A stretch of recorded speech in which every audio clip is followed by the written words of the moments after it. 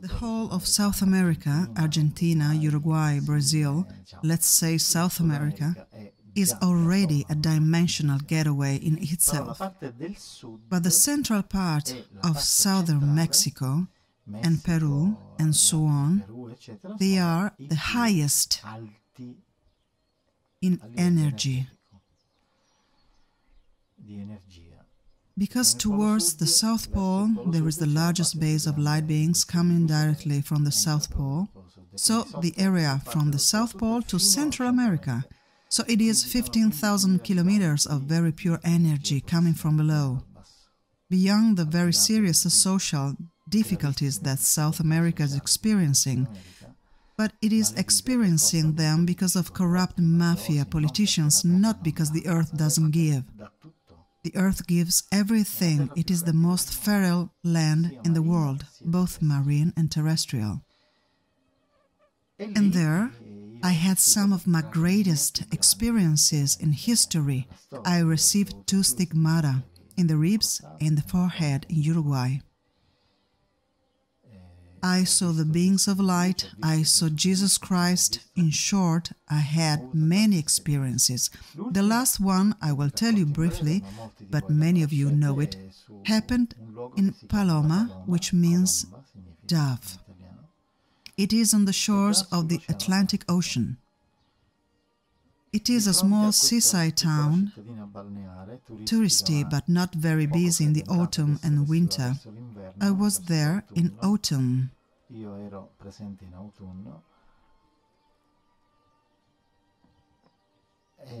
It is extraordinary. There is nothing in front of you. I mean, you have to go around the world to find the land. You have to go to Australia. This is Uruguay. And to see the land, you have to do that. And down here is Australia. That is to say, there is a reunion of the Atlantic, Indian and Pacific Oceans without land. So, there is a reason, obviously energetic, so I am literally transported there one night. I mean, I go out of the hotel, I leave some young students to whom I gave art lessons with Sonietta,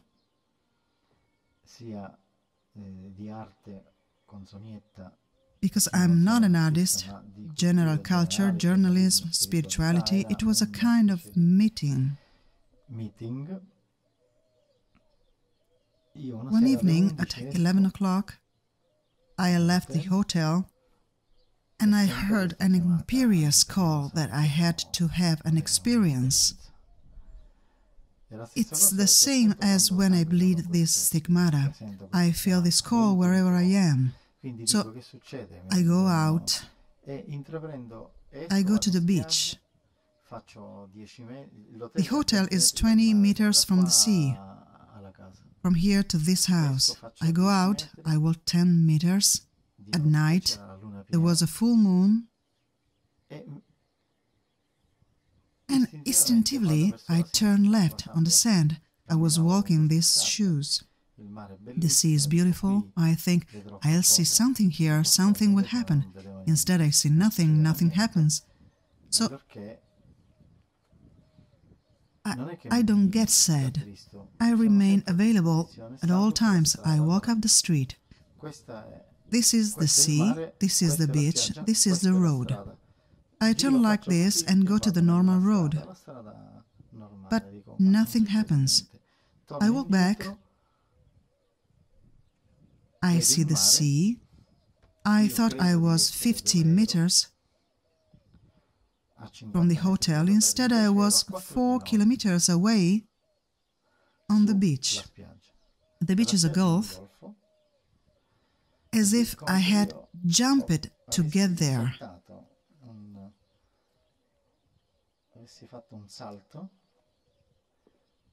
It is still the same beach, but with a different name.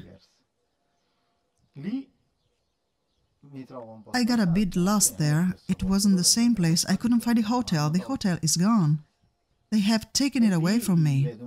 And there I see a light coming towards me. I make a little recording. I say, I see a light. Then I cut it off. And what was this light?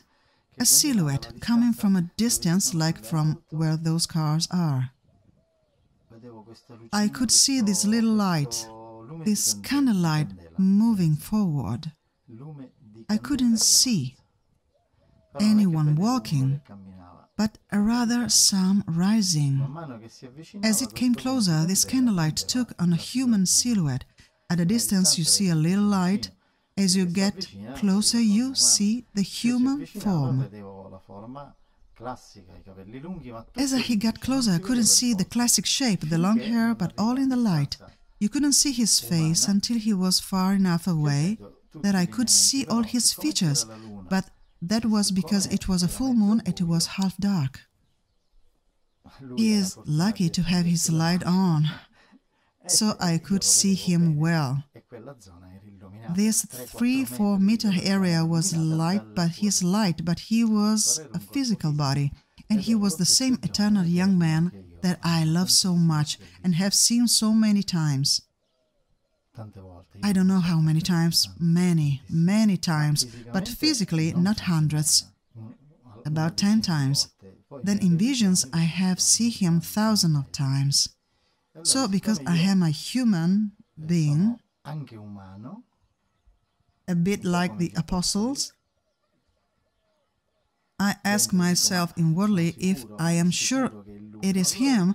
Then, because he is a mind reader, he stretches out his hand to me. He comes closer. Then I thought he wanted to be touched, because he was materialized, despite the light you could see. You know?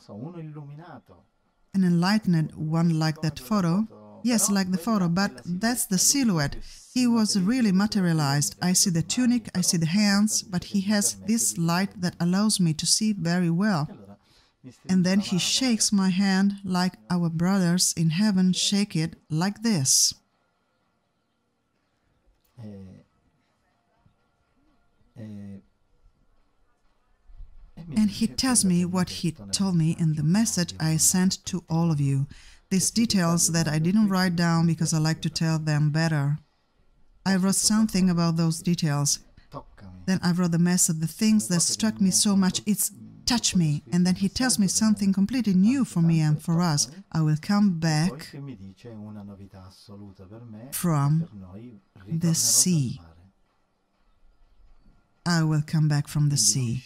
So he will come down from heaven in power and glory, but he will not come down the dry land. He will come down on the sea, and from there he will go where he wants to go, where he planned to go. But the whole world will see him, everybody, so he will not be seen landing in a square. He will be seen coming down on the sea. And then he told me a lot of other important things about the message that I had written, but also some things that would have to happen in my life. And that some things had indeed happened, that he had foretold me.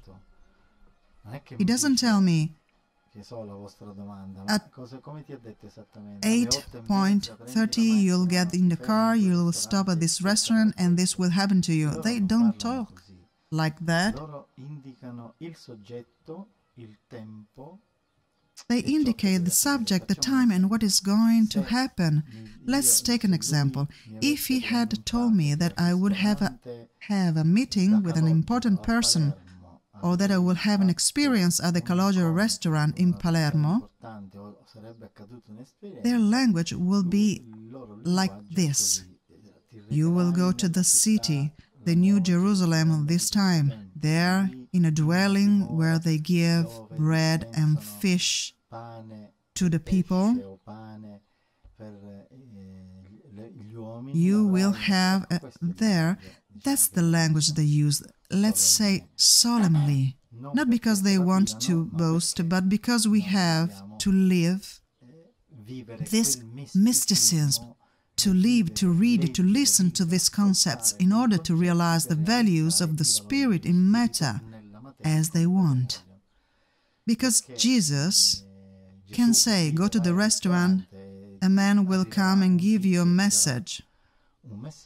He can do that, But because he wants me to nourish this mysticism and this spiritual encounter, and to remember it forever, and to transmit it to all of the other brothers, their language, even in things they may seem ordinary, is always solemn. It was the same when Jesus was among us 2,000 years ago. That is to say, I remember. Yes, because I remember, because I lived that moment. And he, let's say, never spoke in a common way like we do. For example, hello Pierre, shall we go and eat now? Shall we have a drink?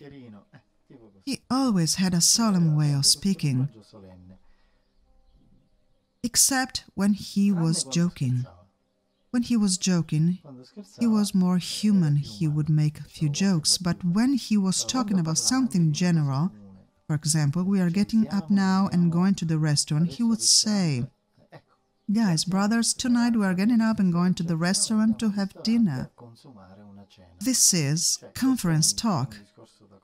Not like between friends, let's go to the restaurant tonight, we have a pizza.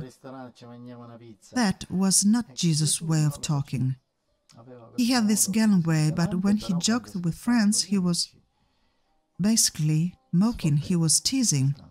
But he always had a purpose. So the solemn language is used by these beings until we grow up. This is what happened to me in South America. The most important thing is this.